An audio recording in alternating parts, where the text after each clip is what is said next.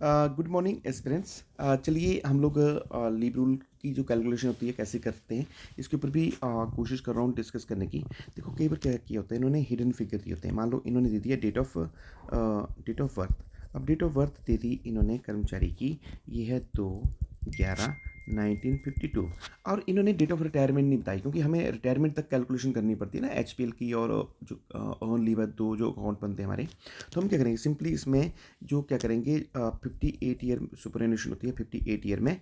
तो हमने यहाँ पे 58 ईयर जो है वो इसमें ऐड कर देने। देखो ये यहाँ ऐड नहीं करेंगे, यहाँ नहीं करेंगे, ये करने यहाँ पे, क्योंकि ये है डे और ये है मंथ।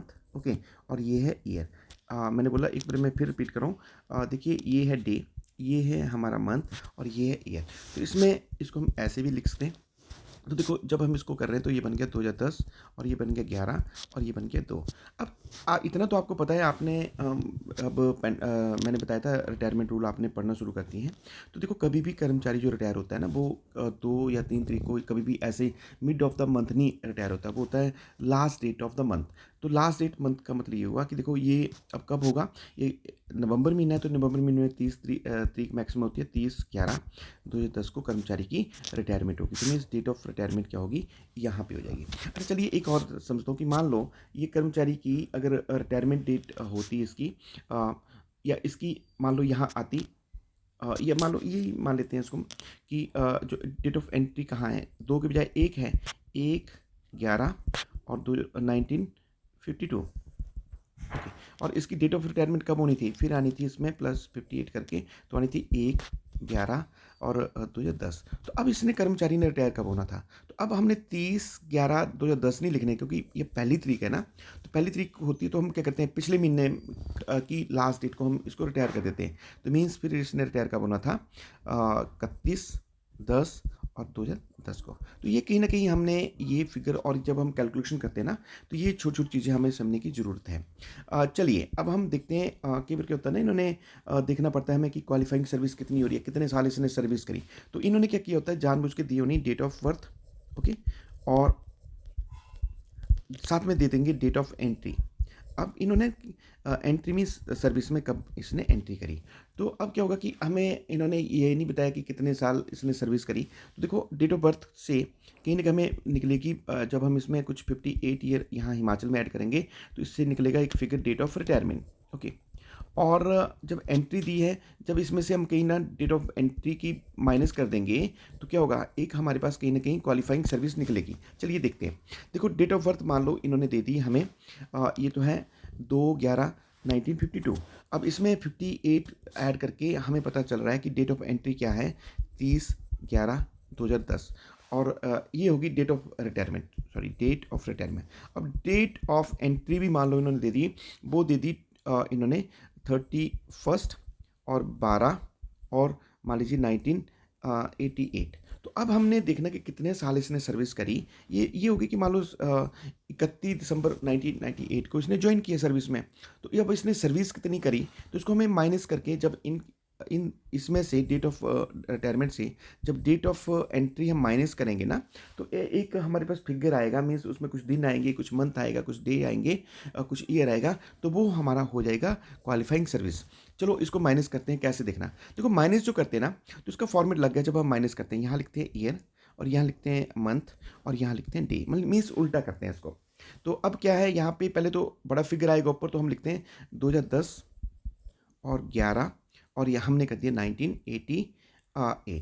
तो सॉरी, एक बार फिर इसको रिपीट करूँ, 2010, 11 और यहाँ पे 30, क्योंकि डेट तो 30 ली है ना हमने, 30। अब दूसरा फिगर क्या है, दूसरा फिगर है हमारे पास डेट ऑफ एंट्री। तो ये कौन सी है, 31/12/1998। तो 1998 हम लिखेंगे यहाँ पे और यहाँ पे लिखेंगे 12 और ये कर दिया 31। ठीक है, अब इसको कैसे माइनस करना है, पहले कुछ नहीं किया हमने, सिर्फ जो ये थे, जो ईयर को हमने लिख दिया यहाँ पे पहले, और जो हमारा मंथ था या डे था इसको कर दिया यहाँ पे। ये क्यों, क्योंकि इसको देखना कैसे आप लोग माइनस करेंगे, इसलिए मैं बताने की कोशिश कर रहा हूँ।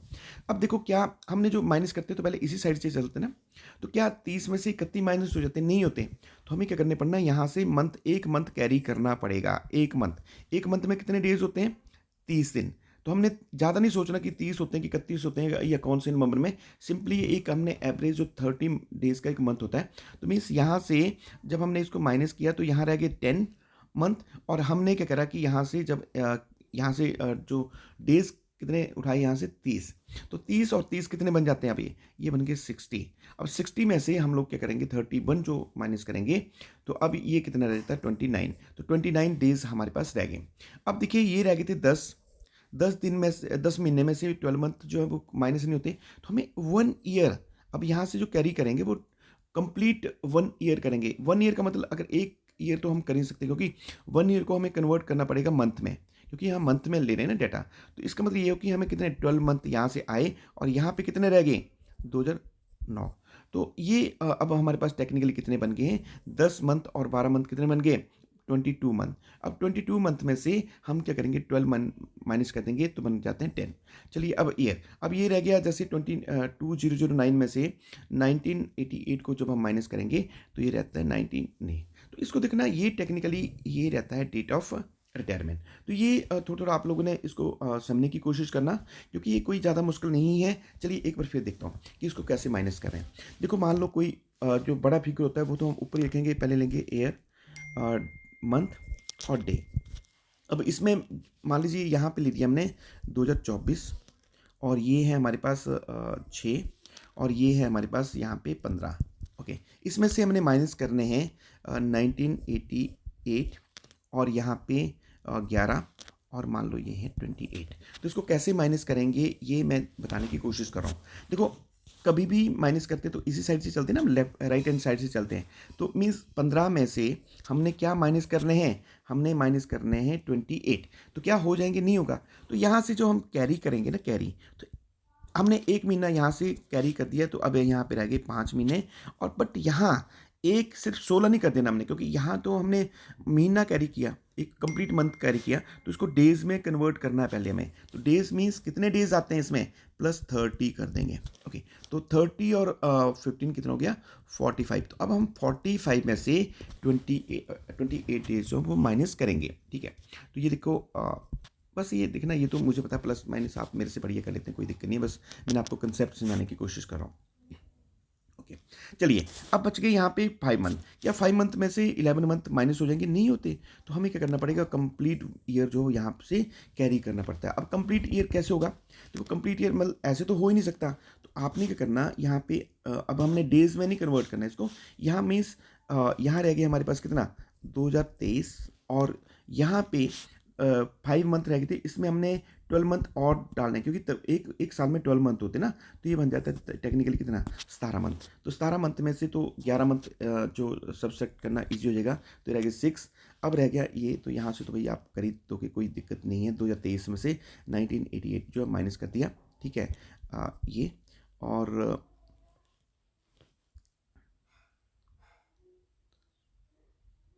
इसको यहाँ से देखो यहाँ से आपने कैरी किया था, तो ये बन गए 13, 8 5 13, और यहाँ रह गया था 11, और 8 और 3 11। तो इतना अप्रॉक्सीमेट देखो, ये तो इतना आप लोगों ने, अब मेरे से बढ़िया कैलकुलेशन आप करते हैं, बस मैं थोड़ा आपको कंसेप्ट समझाने की कोशिश कर रहा था। चलिए अगर फिर भी कोई क्वेरी होगी तो हम लोग इसको डिस्कस कर सकते हैं।